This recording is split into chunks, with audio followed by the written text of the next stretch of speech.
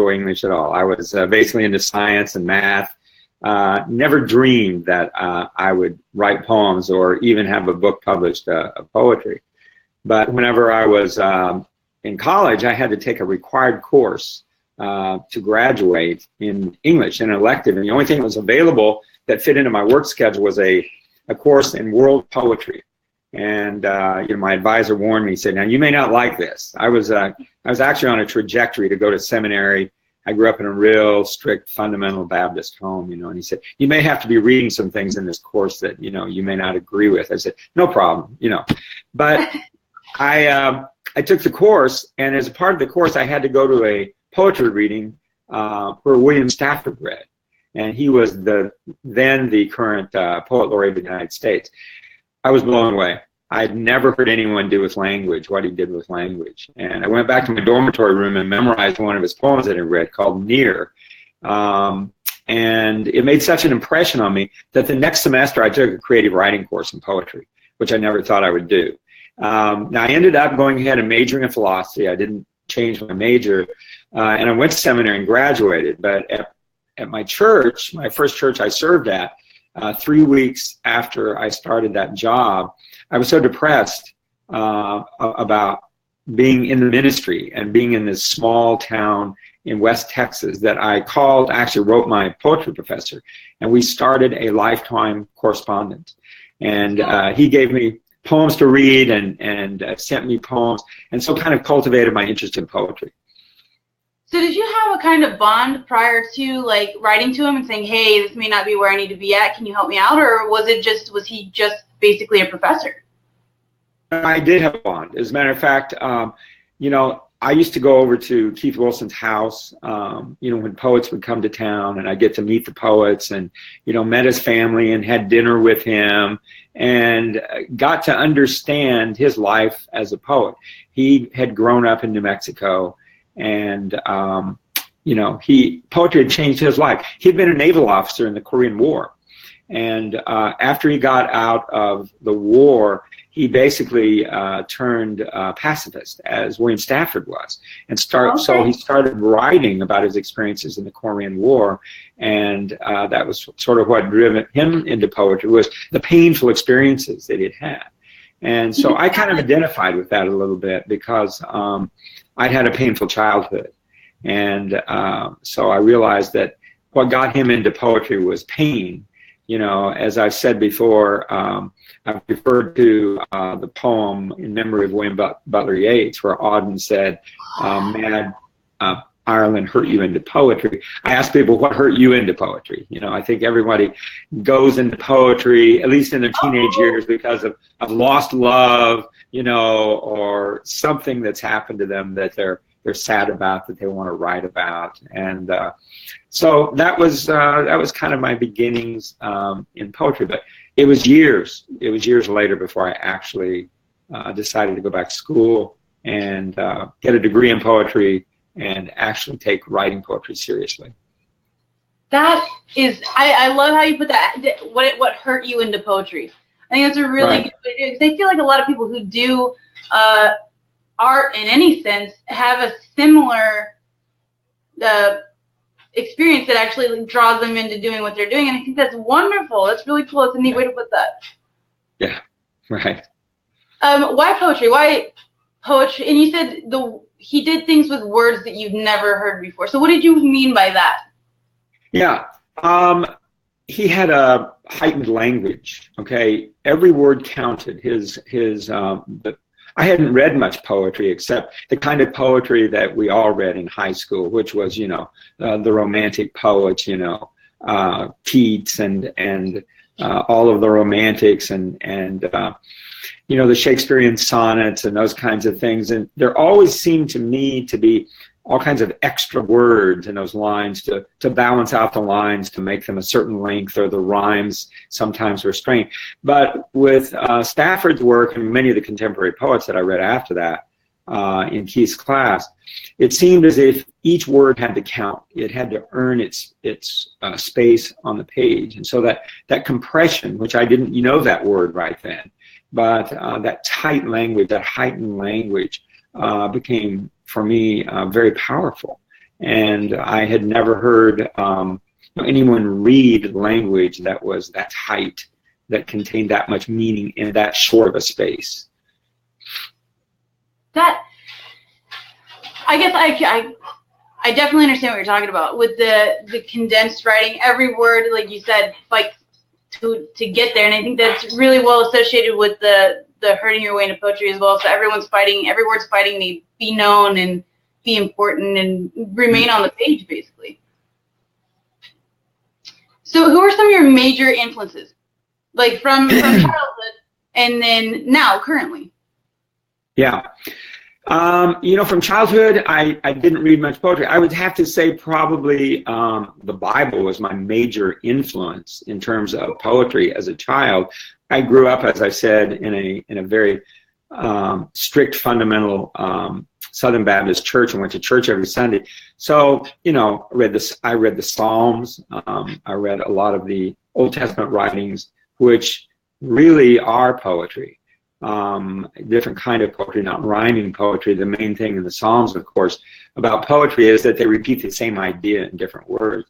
As I grew older again and went to Keith's class, some of the early people that I read, included a lot of the poets that were popular then, people like Robert Creeley, Bly, Stafford, Robert Duncan, Denise Levertov, a lot of the other Black Mountain poets and a lot of the New York poets, Frank O'Hara.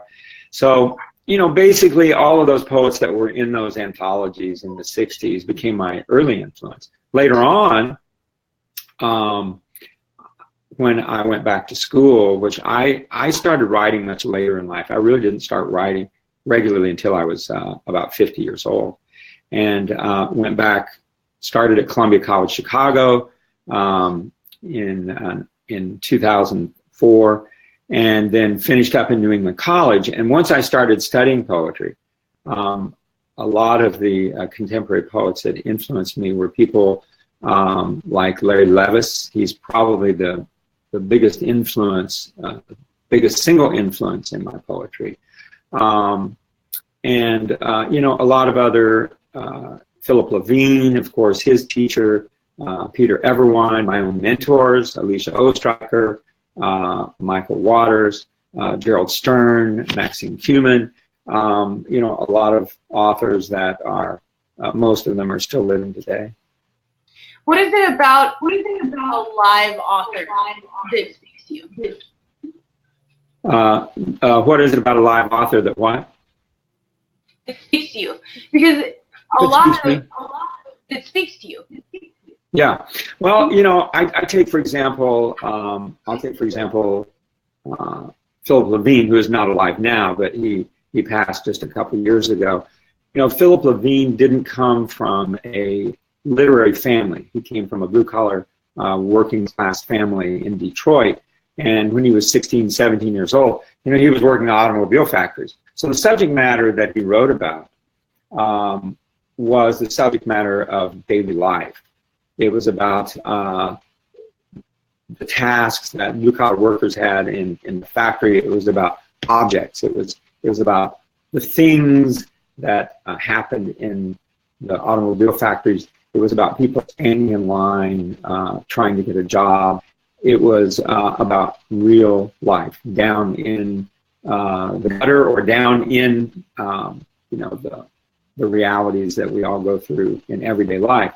But to elevate those people that are like all of us, and to elevate their circumstances by connecting them to the big questions about life, about meaning, about death, about love, about caring, to connect those things to the universal things, I think is what interests me about contemporary poets. Another poet is Dorianne Locks, that has meant a lot to me in my writing. She didn't have a formal kind of education in poetry until much later in life. She worked pump gas. She was a waitress. She had other kinds of jobs. So when she turned to writing, she wrote about the things that she had experienced. For me, I worked in retail most of my life. You know, I got out of the ministry after 3 years. I sold shoes, I sold suits, and I sold my first suit when I was 19 years old. And working in retail put me through college and put me through seminary.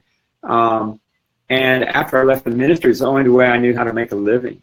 So those experiences in retail, the experiences I had on church staff, with people in their difficulties, people on their deathbeds, people having babies, doing the things that we all do in our lives, became the subject matter of my poetry, rather than some imagined, kind of circumstance. I took the realities of my life and made poems out of them. I like that, because I like that you're speaking to the normal person, the common everyday person, instead of some hero. So in that way, we can all relate, and I think that your messages will probably have a better way of getting across, because they can actually relate. And they're, not Hercules, and not, someone with magical powers, and not somebody who's already on top of the world and maybe struggling with a minor difficulty that we see on a daily basis. I think that's really, really awesome. Are you still there? Yeah, I'm here. I have a sign that says you're frozen. Is your camera still active? Oh, no, it's still active. Yeah, that's from you. Yeah. Okay. Yes. Yeah, I'm here. Okay. See, you're still a little frozen. So let's continue with your writing process. Is it always the same? Is it always the same? Just influences from your past, influences from your future? Do you only gain inspiration through experiences, or do you, maybe rely on reading somebody else's work for inspiration, or how does that work for you? I think it's evolved. I think when I first started writing, as many people do, I started writing about myself and my own experiences. But one of the things that I immediately came to realize, if you want to be a good writer, you have to be a good reader. I have an article published where I talk about writing as discovery rather than expression.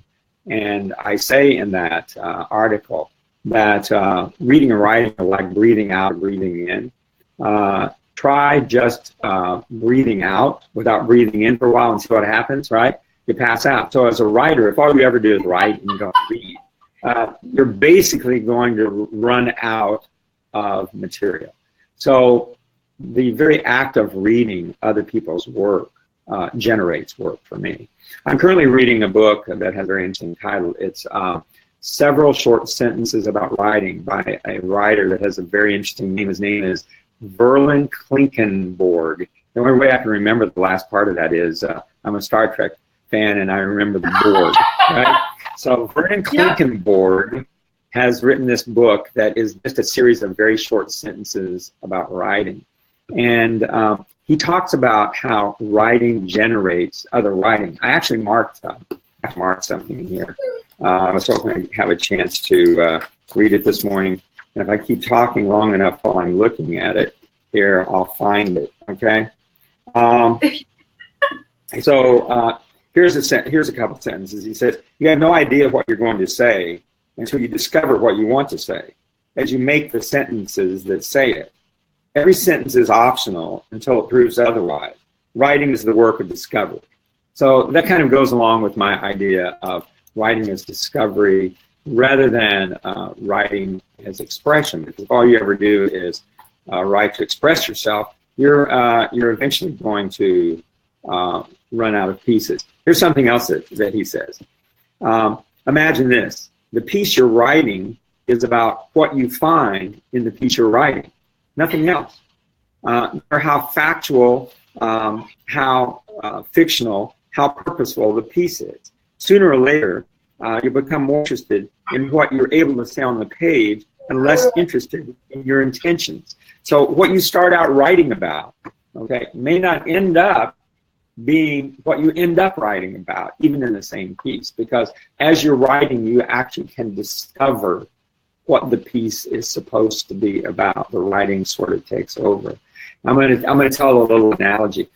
When I first started writing, I'd get up in the morning and I'd face this white page or this white computer, and so I would automatically think about experiences. that I'd actually had in the real world and start writing about them. And I think that's a very legitimate way to write. Many of my poems come that way.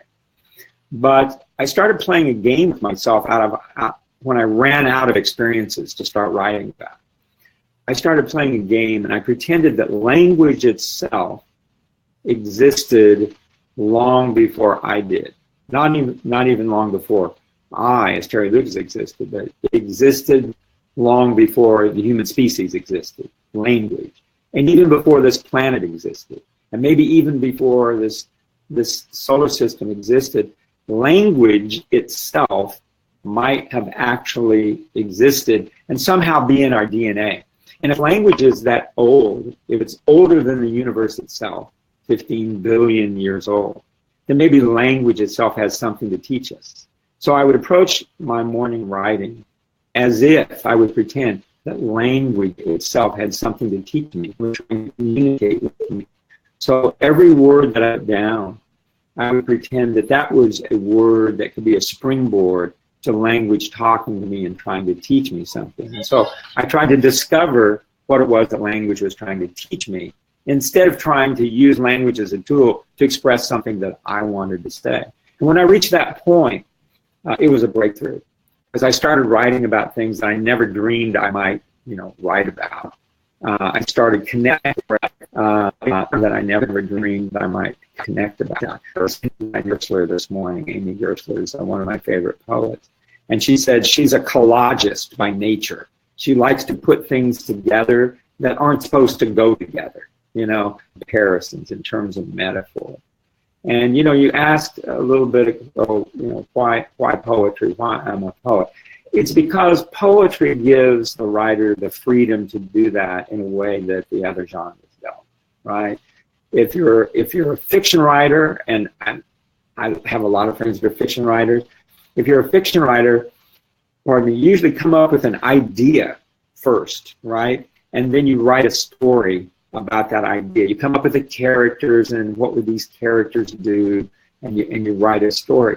If you're a memoirist, the story's already been written, right? You've already lived your life. So what you're trying to write to do is to find meaning in the story that your life has already written. But if you're a poet, it's the art of language itself. There's more freedom. There's no storyline that you have to follow. There's no life that's already been lived that you have to stay true to. You can write anything, right? And you can compare anything to anything else. So that freedom, for me, is why I'm a poet, first and foremost. I never considered poetry with the freedom, with the exception of being able to use words however you wanted to, or making up words, wherever they come. But I think that's a really neat way to look at it, because I don't think many people see it as the freest route. Right. So, do you ever sorry, excuse me. Do your poems ever come to you just done? One morning you wake up and you've got this entire poem that's finished? Very, very rarely. Yeah. That really happens. I will get maybe a couple of lines. I walk on a regular basis, and one of the poems that, in fact, it's the final poem in my latest book, Dharma Rain, which is called To the Fog. Actually, the first few lines came to me while I was walking the bike path in the fog, okay? And the language came for about 3 or 4 of the lines, and I rushed back to my car and dug through my glove box and found an envelope, and I scribbled the lines down before I'd forget them. And when I got home, I put on my computer, and those lines just kind of led to the rest of the poem. But I always revise. Revision to me is writing. It's just as important as everything else. So few poems come to me, even with 2 or 3 lines, first. Many times poems take me a long time to process and revise. I mentioned, I think in the interview that's in print, that I have a poem that was published maybe 3 or 4 years ago that I worked on for 40 years. I mean, that sounds kind of crazy, right? But I wrote the first, I wrote the first lines of that poem in Keith Wilson's class whenever I was 20 years old. And it was never right. And I wasn't a mature enough writer. I wasn't good enough to actually write the poem. But I had the first few lines, and then the rest of it just fell apart. It was just a bunch of crap, right? And every year or so, that poem would surface somehow in my notes, and I would start tackling it again, and I would play with it and change some things, and it never was right. And I had to grow as a writer to be able to actually finish the poem. And finally, I got the poem to the point that I sent it out. And Lisa Hayes Jackson, who's an editor for South 85 Journal, was doing a website on New Mexico poems, 200 New Mexico poems during the bicentennial of New Mexico, of New Mexico statehood. And so she accepted the poem and published it on her website after I'd been tinkering with it for 40 years. So, you know, sometimes it's 40 years. Sometimes, you know, you're walking down a bike path and you get 3 or 4 lines and it hits you and you run back to your computer and you finish the poem the same day. And then everything else in between, you know. That's really neat. 40 years. When you got yeah, doesn't that sound crazy? Were you happy? Did you feel like you finally accomplished like something that you've been working for? It was almost, instead of being happy, it was almost like I had laid down a burden. You know, it was almost like one of those nagging things, you know, that's on your to-do list that you never get done, right? It was something that I would agonize over. You know, maybe it was, I may not be right about this. I don't remember if it was Robert Frost. Someone said that, you know, a poem's never finished, it's just finally abandoned. And that's sort of the way I am a lot of times with my poems. I will tinker with them after they're published. You know, I'll tinker with them after they're republished. As I'm reading my poems during a poetry reading, I'll change words just midstream because I'll get an idea that maybe, you know, this line doesn't need that article V, so I'll just cut it out, you know. So I'm always kind of tinkering, and I think there's a legitimacy to that. Because I think to write is to rewrite. I think Natalie Goldberg said that. To write is to rewrite, and maybe it's never ever perfect, but you do have to come to the point, I think, sometimes to just realize, okay, it's done. I'm not gonna. It's like cooking, right? Yeah. Okay, it's done. I'm gonna take it out of the oven, serve it, and eat it. And maybe it wasn't perfect this time, but I get another chance on the next poem. Allen Ginsberg one time was asked by a student who couldn't find an ending to a poem. He was asked by the student, you know, I can't find the right ending to this poem. What should I do? Allen Ginsberg said, write another poem. So maybe that's the answer. That's pretty good. That's pretty good. What's your favorite poem? Oh my gosh. To have one favorite poem is very difficult. You know, the first poem I ever memorized stands out in my mind because it was a poem that eventually led me into poetry. Some of the poems by Larry Levis are very significant to me, and I think mean a lot. I don't think I have a one favorite poem, but the poem by William Stafford is called Near, which I think is a cool poem. If I have the courage, you want me to recite it? Yeah, absolutely. Would you? Okay. All right. I usually don't recite poems, but let's see if I can do this one. I memorized it about 45 years ago, so we'll see. Okay. Yeah, you cut me some slack if I miss a line or two here. So, Near by William Stafford. Talking along in this not quite prose way. We both know that it's not quite prose we speak. And it is time to notice. See, I've already forgotten it. And it is time to notice. This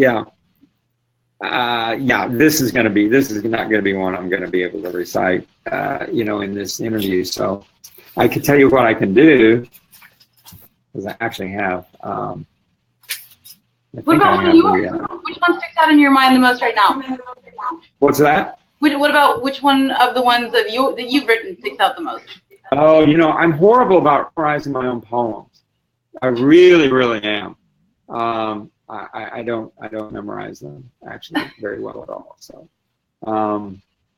yeah, that's something that's very interesting. I'm more success. You wouldn't know it because I couldn't quote the poem this morning by William Stafford, but my own poems I have a real difficult time memorizing. So, I'm gonna give a crack at this poem Near here in a minute, because I actually have the first lines here written down somewhere. If you'll be patient with me just for a moment, you can ask me another question. Okay. And maybe I can find it. How did you manage to publish 2 full-length books in 1 year? That's an excellent question. So when I got my MFA, I took my my manuscript, which was about 48 pages. And I guess a lot of other idealistic MFA graduates, I thought, oh, I'll get this published in the next year or two, you know.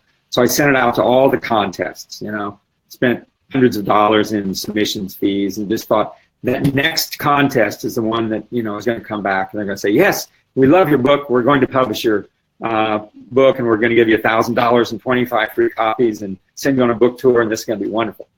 Never happened. So 7 years later, I'd still not published, you know, my first complete book, my first full-length book. I had a chapbook published of a few of the poems. It actually won the Cockerdome chapbook contest from Southeast Missouri State University Press, but still no full-length manuscript. And finally, not through a contest, but finally, CW Books said that they would publish the book. By then, it didn't resemble the original manuscript, except maybe with about half the poems. Because as I would get the manuscript back, I'd say, okay, I've written some new poems, and they look pretty good. So I'd throw out what I thought were the worst poems and put in some of the better poems that I thought that I'd written, so it changed over time.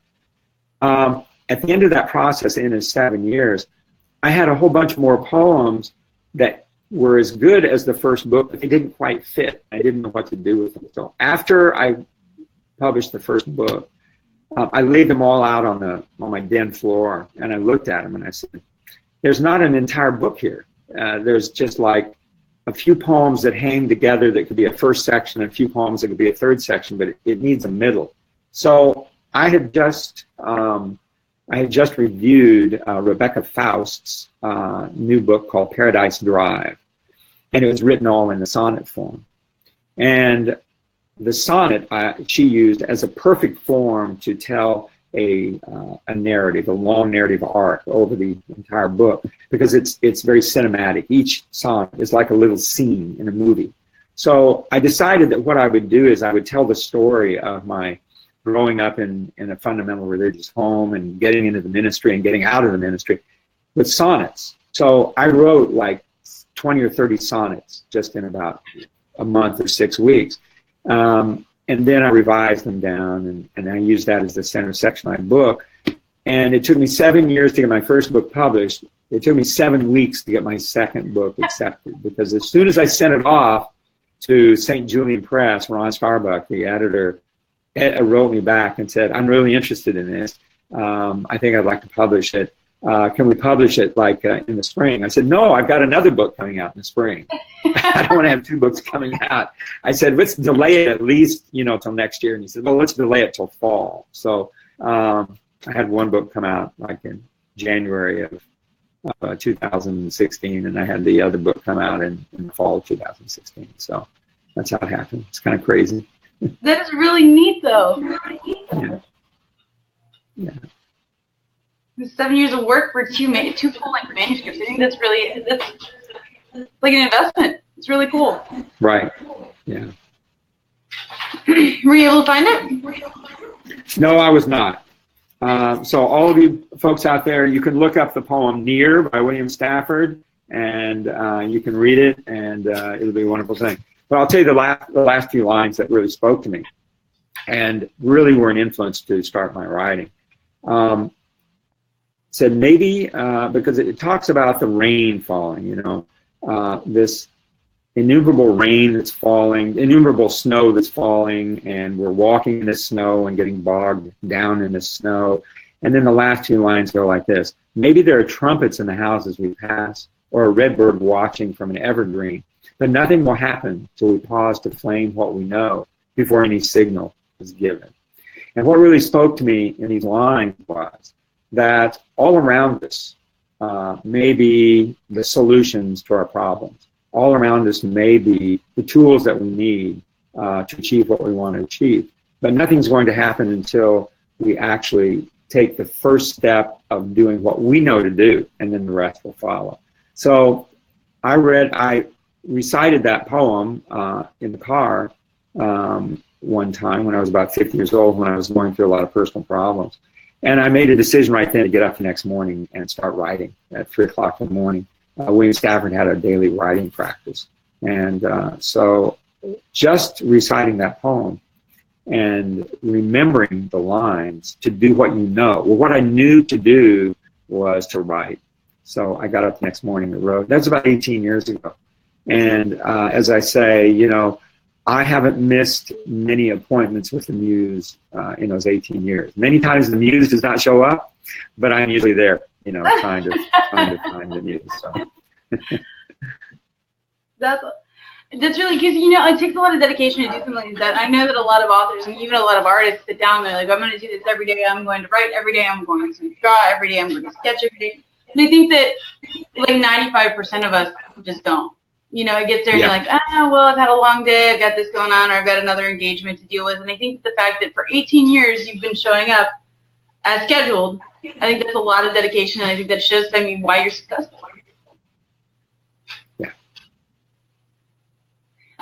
Who are you reading right now?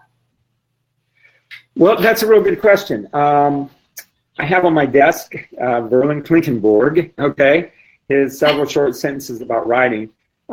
Last year I wrote, I know this sounds crazy, last year I wrote about 650 pages of memoir. And after I, you know, had 2 books published in poetry in 1 year, I took a 3,000-mile tour. I was so tired of reading my own poems that I kind of turned to a little bit different direction and started writing memoir. I read Mary Carr's book about memoir, and that got me all motivated. And then after I wrote these 650 pages, I took a workshop with Nick Flynn. Nick Flynn is the author of 3 memoirs, and his first memoir has one of my most favorite titles of any book anywhere. The title of his first memoir is Another Bullshit Night in Suck City, which I think, you know, you couldn't dream up a better title for a book. And that book is about his life, growing up, having his father leave when he was about 8 years old, having his mother commit suicide when he was about 22, getting into drugs, alcohol, crime. He worked for organized crime, you know, smuggling drugs, all kinds of you know, off the path kind of things. And then in his late 20s, mid to late 20s, he started working in a homeless shelter. And one day his father showed up at a homeless shelter that he was working in, and he hadn't seen his father in years. And so the memoir is basically about how do you reconcile, you know, getting back in touch with your father who's homeless, who served time in jail, when you're trying to clean up your own life and get your own life together. How do you deal with a father who is basically homeless, alcoholic, criminal, that kind of thing? So very fascinating memoir. And his style that he writes in is not chronological. Okay, it's very organic, and he has what he calls a closed energy system, where he picks a spot in his life, a central spot, which is this homeless shelter he's working at, and he'll tell a story about that. And he'll go back and tell a story about his childhood. Then he'll come back to the homeless shelter. Then he'll tell a story about, you know, his mother and her suicide. And then he'll come back to the homeless shelter. Then he'll tell a story about, you know, his father, the bank robber, and the time he served time in prison over bank robbery. Then he'll come back and tell another story about the homeless shelter. So he has this central image of the homeless shelter, and then all around it is a constellation of other significant events in his lives that he pulls in to the narrative about this homeless shelter and this meeting with his father. And so he discovers connections in all of the other aspects of his life with his working at this homeless shelter, and he discovers metaphors in all other areas of his life. So this system of writing has sort of captured me, okay? And what's happened is I have, after this workshop with Nick, I've started taking my memoir and using this same system of structure, okay, and applying it to my own memoir. Most people in my life don't know this, so I'm now saying something that, you know, to the world that everybody will know. But there was a period in my life, the title of my memoir is called Flight, because there were periods in my life where I would just get disgusted, get into trouble in relationships or jobs, or reach the end of myself, and I would just pick up and leave. I'd leave the job, leave the relationship, move to another city, just start a new life, right? And leave everything behind. And so I've taken one instance of that where I just basically was at the end of myself, and I just left a job, left a relationship, and I went and built a leaf hut out in an urban forest right in the middle of a city. There was like 40 acres of urban forest, and I built a leaf hut, and I just left society, right, for 30 days. And so I'm taking this leaf hut as the center, in the same way that Nick Flynn took this homeless shelter as the center of his memoir, the central location. And what I'm doing is I'm telling other stories in my life that relate to that leaf hut, and make that leaf hut a metaphor, and make the other stories in my life metaphors that I'm connecting to that leaf hut. So I'm using this closed system of metaphors as a way of reading that. And so I've gone on to read all of other Nick Flynn's memoirs. The reenactments. There was a movie made about Nick Flynn's first memoir. It's called Being Flynn, and Robert De Niro played his father. And it was a mildly successful at the box office, but it's a tremendous movie. And then he wrote another memoir called The Taking Is a Bomb, and that was about the birth of his daughter. So I have Nick Flynn's books on my desk, and I'm reading them, and Berlin Clinton Board is a book that we worked through his workshop. What I've discovered, and this is what the point I wanted to make, is what I've discovered is that poems are now coming out of my memoir. I will be writing a section of my memoir and realize this is a poem. And so I'll just go to the computer and write a poem based on something that I'm writing. So the memoir itself is generating more poems now because I left poetry for a few months, and I'm finding that very interesting. That's really incredible. What a neat way to write a memoir. I mean, the standard structure is, you know, basically start to finish, this is this and that, this is that, and this is what happened. And it's almost to the point where, you know, the autobiography, it kind of drags out a little bit, but I think that it builds it almost like a fantasy novel. You know what I'm saying? Like, they always have the central point, the central plot that's going on, and everybody else has other stories, and you follow along with the other stories, and eventually they all wrap up into the main plot. And so I think that it's really neat that you're taking such an unconventional approach to a memoir. I think that would make it not only much more influential to the reader, but also much more fun to read. And so that reading for content is really a thing that they can enjoy instead of just a chronological. Right. You know, that goes on. Flynn was for his memoir. Okay? So I think he wrote about why poet. And I think Nick Flynn is right that poets write poems. They don't do it necessarily chronologically. They do it in terms of connection of language, connection of ideas. You know, one word leads to another word. One idea leads to another idea. And they don't have to be in logical sequence. They can stand side by side and still have some kind of organic connection, right? And it's partly up to the reader.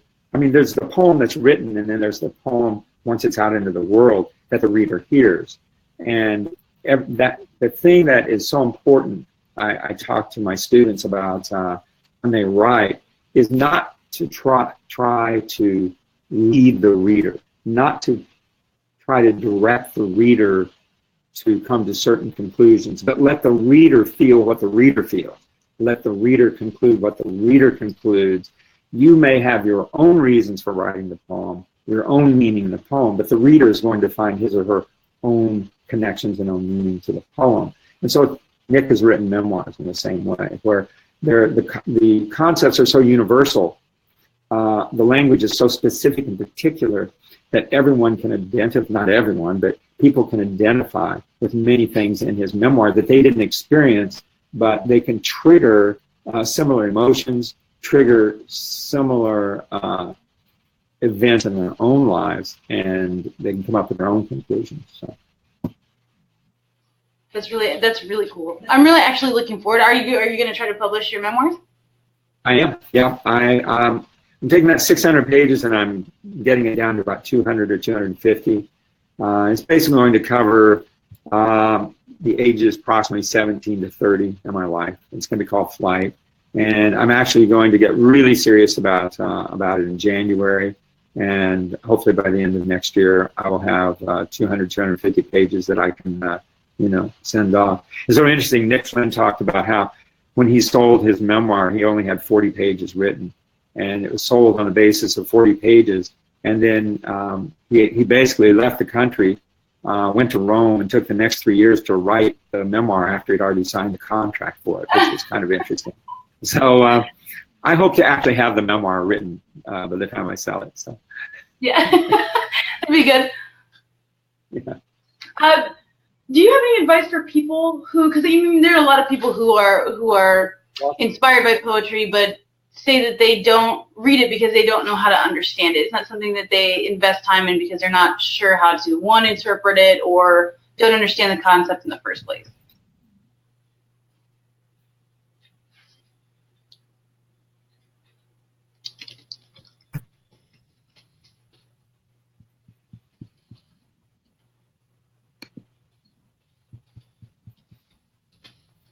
Okay.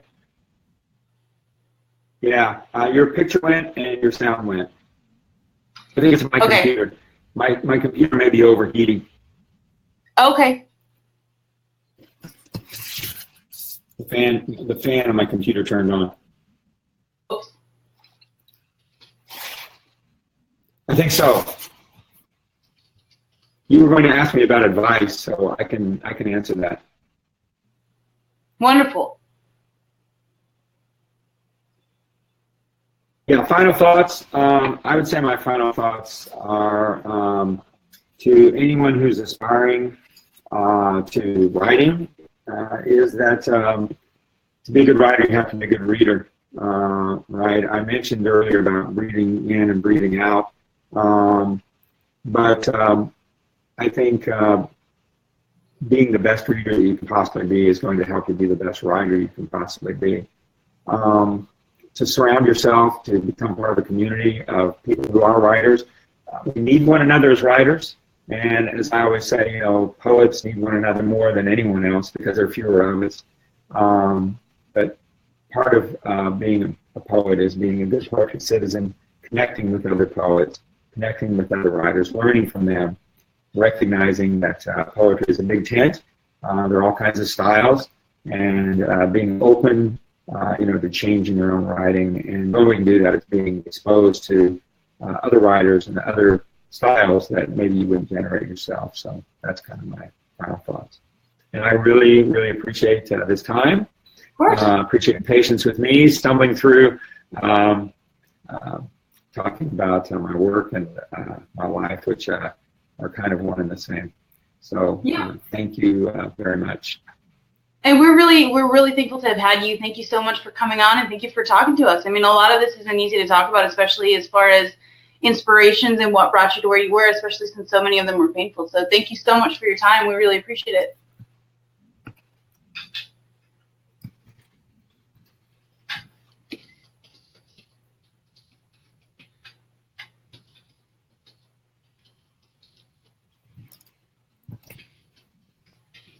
If you have any questions as a reader or anybody who's watching this, please get onto our ohal.com. We have Terry's interview posted.